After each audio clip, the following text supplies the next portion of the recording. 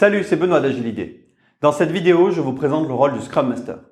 Le Scrum Master est peut-être le rôle le plus difficile à appréhender dans un premier contact avec le Scrum. Il est souvent assimilé au rôle de chef de projet. Pourtant, les nuances sont de taille. Je vous détaillerai les différences à la fin de la vidéo. Dans le Scrum Master est le garant du processus. C'est lui qui est responsable des règles de collaboration. C'est souvent lui qui anime les rituels. Et enfin, c'est lui qui est en charge de lever les freins. Revoyons chaque point. Garant du processus et des règles. C'est lui qui aide l'équipe à déterminer ses règles de fonctionnement. Voici un exemple qui a l'air anodin. Définir l'heure du rendez-vous quotidien. Le Scrum Master est là, non pas pour définir l'heure, mais pour amener l'équipe à définir elle-même l'heure qui lui semble optimale.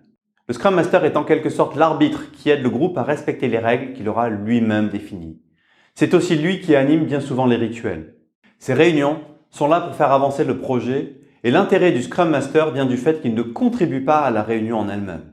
Attention, comprenons-nous bien, il participe à la réunion, il peut l'animer, mais il n'y contribue pas comme par exemple les développeurs ou le Product Owner qui vont amener le contenu de la réunion. Cette distance va lui permettre de se concentrer sur l'animation, le processus et détecter les freins pour pouvoir les lever. Justement, lever les freins, c'est son troisième rôle. Il est là également pour s'occuper de tout ce qui empêche l'équipe de fonctionner à plein régime. Une licence logicielle manquante, une chaise de bureau cassée, une spécification obscure, un manager envahissant, à lui de faire en sorte que l'équipe puisse se concentrer sur la réalisation du projet.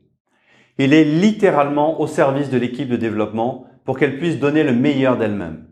Alors, quelles sont les caractéristiques d'un bon Scrum Master? Pour moi, un bon Scrum Master a des compétences d'animation et de l'empathie. Il est rigoureux dans son animation et sait comprendre les gens. Que penser du cumul des mandats? Il arrive dans les petites équipes qu'un des développeurs en remplisse ce rôle.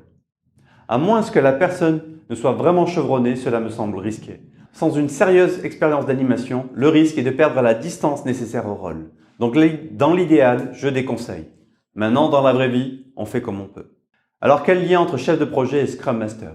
Comme je vous l'ai dit, le Scrum Master est souvent assimilé à une sorte de chef de projet. Cela me semble être une erreur car les différences sont assez significatives. En effet, un chef de projet porte souvent la responsabilité du projet. Or, dans le Scrum, cette responsabilité est partagée entre chaque membre de l'équipe. Le Scrum Master n'est pas plus responsable que les autres. Le chef de projet va souvent prendre des décisions, alors que le Scrum Master va amener l'équipe à prendre ses décisions. Bref, les nuances sont importantes et il faut comprendre que le Scrum Master est un rôle bien différent de celui de chef de projet classique. Merci pour votre attention. Pour rester informé des prochaines publications, abonnez-vous.